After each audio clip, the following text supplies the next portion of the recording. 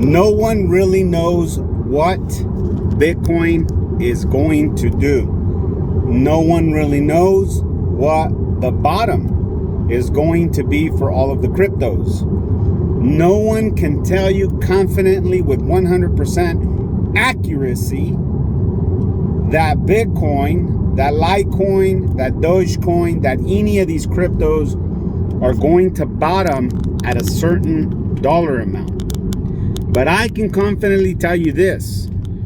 From this point forward, I said month of June, July, August, there's going to be an enormous amount of movement to the downside. And I'm going to catch it on the way down. I told you guys 3 to 9 months. That is the play that I'm doing now. You have to be strategic. You got to be ready. You got to be willing to weather the storm. You got to be willing to put your emotions to the side. You can't be greedy though. I made a purchase this morning when Bitcoin got to 18,000. Many of you guys are following the daily trends. And I knew it was going to go down. I was just waiting for it.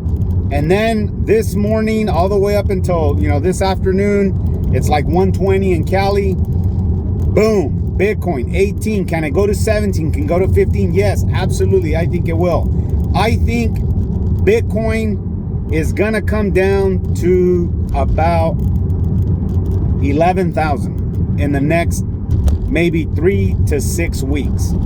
I think 11,000 is possible, but because no one can predict what it's going to be, all you can do is, if you're ready, buy in slow. I have made my first large purchase. I mentioned that I was going to come into the market in the next 3 to 9 months with about 50,000 bucks. I'm not greedy, which is why I'm willing to make small buys at this current price.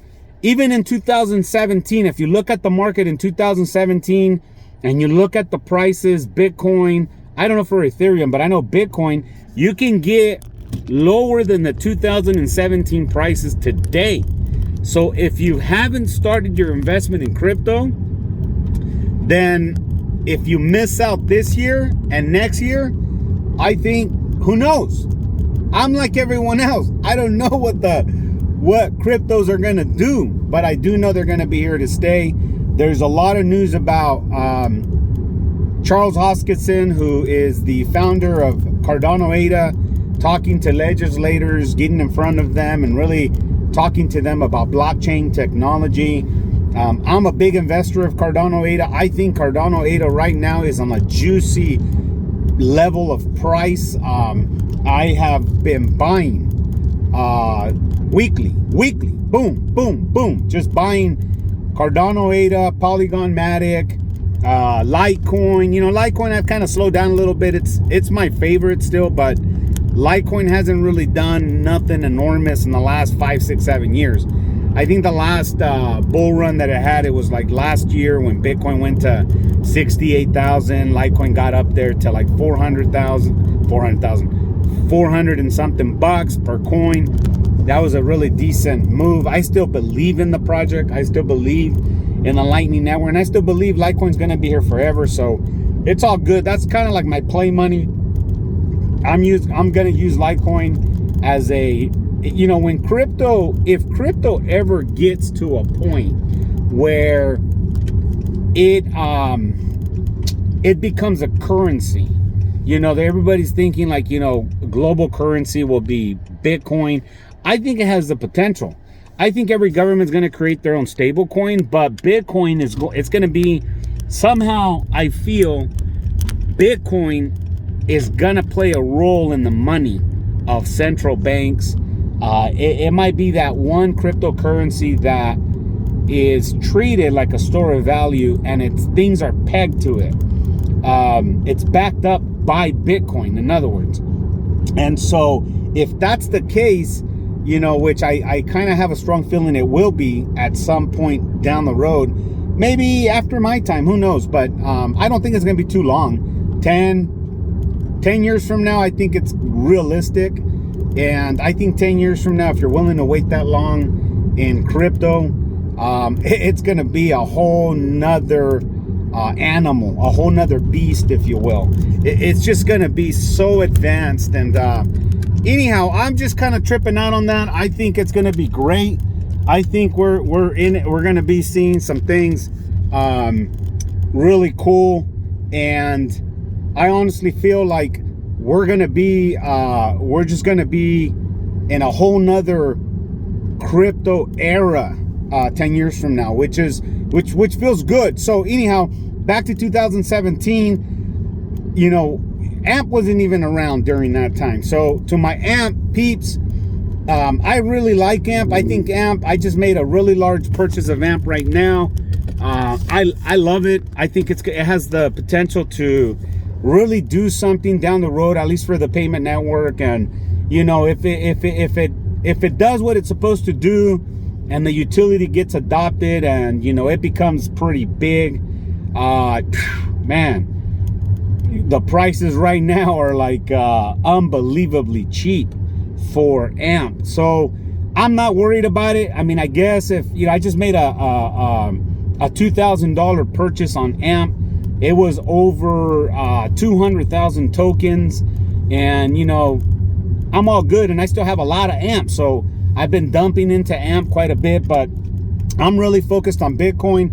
I think just because of the potential that Bitcoin has in the future, and that's why, you know, I'm diversifying my crypto portfolio among different projects that I believe in. And I think, again, I think it's going to be enormous opportunity from now till the next 3 months, till potentially the next 9 months.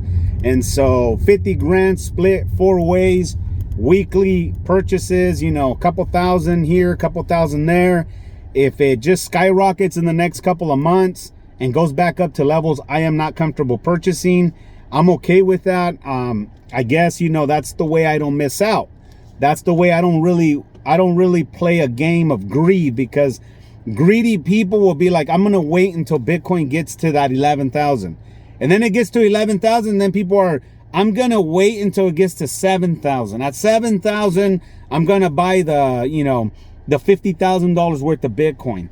And it may very well play out that way for you. And you may very well get in the market like that, and you're going to make a crazy amount of return down the road. And I think that's one way to play the game, but not the way I play it, because I did that in 2015. You know, no, actually it was 2015. I think it was a bear market in 2015 or 16, and I missed out. I did that. I was kind of like, oh, you know, I really want to kill it. I'm gonna wait for these cryptos to get to these levels, and you know, I missed out investing extra money that I had then, and then I just blew it. I spent it on senseless stuff. And I was kind of like, if I would have made those purchases, that investment of 2015, well, not right now, but last year, if I would have sold, I would have made a very nice profit. So again, you know, this is not financial advice. I think this is just the way I play the game. I think AMP is going to, you know, because of its current prices, many people are scared. And I think many people are leaving crypto altogether. And that's a good thing. I think that also with the liquidations happening, you know, look into that. What liquidations mean. I was watching a couple of guys who leverage and teach you on how to leverage. I'm not interested in leveraging. I just wanted to know a little bit more about leveraging. You know, there's leveraging, and then there is collateral, right? I'm going to be the collateral kind of guy. Let me explain those two real quick. Leveraging is when right now, if you're shorting the market and you take $1,000 and you leverage with some exchanges, they'll match you. So they'll match you your leverage position at a certain amount. And so you could really make a ton of money if you know what you're doing. But it's very, very risky. And 9 times out of 10, you make nothing. You actually end up really losing a lot of money, and you can't even get back in the game. And the other part of that is that it gets very addicting. So, you know, they don't talk about that. It's no different like the casino. If you go to the casino once, twice for fun, just really like leisure, you want to just enjoy a day. You know, I was in Las Vegas for a whole week 3 weeks ago. And I spent a whole week there for a conference for Native Americans. You know, as you can see, I represent a company that's Native. I work in a company that's Native, and I'm Native myself. So to all my Native sisters and brothers, uncles and aunts, you know, saludos to you. Anyhow, I was at this conference. It was very easy for me, and I was kind of watching and observing. I'm not a big gambler because some might say that crypto is a form of gambling. Maybe it is. You know, I honestly do feel I'm very passionate about crypto. I invest in crypto, and yeah, to a certain extent, I can see how crypto has become a big part of my life, and I'm always interested in what's going on. And to a certain point, I would say that I'm a little addicted to these projects that I really truly believe in, and I'm investing my money. Although some might argue that and say you're really gambling with with cryptos, and that's okay. The casino, that's true gambling. I used to be a gambling addict, meaning I would go to the casino 3 times a week with the urge of really making my money back and making money. And I think out of a 7-year run, I only hit one jackpot at 20 grand. One jackpot at 20 grand, but I probably lost more than $100,000 in gambling. So leveraging, you know, to really kind of talk, you know, to share with you the gambling analogy to leveraging is that leveraging can also become very addicting because of the emotions involved in it, you know. And it's just, I mean, I don't want to go too deep into the reasons why, but the body releases chemicals very much so like when you get excited about something. You know, maybe you haven't seen a loved one for 5, 6, 7 years. You meet them at an airport, they come out of the airport, and you get these emotions, these things, these chemicals in your body, this euphoria. And when you start leveraging and you make some good decisions, that euphoria is it's very addicting, and so you're looking for that.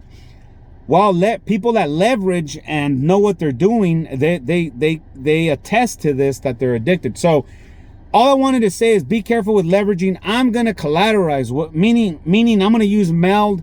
Meld is a banking protocol, Meld.com, check them out. I have a lot of investment into Meld. I have a lot of belief in Meld. I hope Meld is one of those DeFi, you know, decentralized exchange financial institution that's going to help me borrow against my crypto. And I'm going to do very small collateral positions. In other words, I'm going to put up my crypto as collateral and I'm going to borrow against it, but not at the ratios that they allow, which is 50-50, because you could get called on your margin. And so if you know what you're doing, say you have $1 million worth of, you know, cryptos, and Meld says, hey, we could let you borrow up to $500,000 of your portfolio, of the net worth of your portfolio. I'd just take like 100 grand, you know, 10% of a 90% position. If crypto ever fell like it's falling right now, my loan wouldn't be called. I'd be in good position. So anyhow, that's my plan. That's my game. That's what I'm planning to do 10 years from now. I think that's going to be all around for us to enjoy, including the U.S. government looking into doing its own stable coin. If it does, I am going to probably move all of my fiat into stable coin and then get paid through my employer in crypto, maybe even like Bitcoin or something like that, or stable coin, because I think, you know, when you're looking at the cost of inflation, you could stay ahead of the game that way. In fiat, you're never going to stay ahead of the game because, you know, if you work or if you're self-employed, you know, you can't, even self-employed people, entrepreneurs, they're not going to go like Round Table Pizza, where I like to eat pizza at. They're not going to say, okay, well, you know, as a private company, let's just start charging $150 a pizza. No one's going to buy it. So it's a difficult game. You know, as an entrepreneur, you can't just raise your prices. Yeah, they do raise their prices, but then they're competing against people that are still willing to leave their prices and just kind of like suck it up, you know. So I don't know why I went all over the place, but I think the point that I was trying to make is that I honestly feel that the game that I'm playing with crypto, the way that I'm doing it, it's a plan. I have a plan. Everybody needs to have a plan. I've said that over and over and over. But just to summarize, watch the market. If you have an opportunity to invest, be careful. Don't invest all of it all in one, and don't invest everything you have all in one. So if you have extra, be wise, be picky, be choosy. Don't listen to none of us. We're just, many of us probably have good intentions. We want you to do well, but at the end of the day, it's about me. It's about the choices I make and how that affects me. And so I'm doing these videos just to share where I'm at and see if it's working, because that is the way we teach. That is the way someone's going to learn, learning by the mistakes others are making. And that's what I've learned, that, leveraging is very risky. So I'm going to stay away from that. Listening to everybody sharing certain opinions about where the market's going to be. I've been very picky about that. I'm very careful. And so I haven't really made moves based off that. I think it's good to listen to them, but when they start making opinions, Bitcoin's going to go to 100,000, 200,000, 150,000, hype. That's when I'm careful. That's when I'm not putting no money in the market. Right now, there's fear. It's difficult to react to fear. You feel like, man, I'm good. No. Right now, everybody's saying run. Well, I'm not running. Not running away from cryptos anyways. So I'm running into the market. I'm investing very carefully with strategy, so that when we're over this hump, I can look back and I can say, man, I made some good decisions. That's all, guys. Aquí, Ángel, el gallito de la sierra, aka Crypto Keeper. I do the research so that you don't have to. El gallito checking out. El kikiri kicks. Take care. Thank you.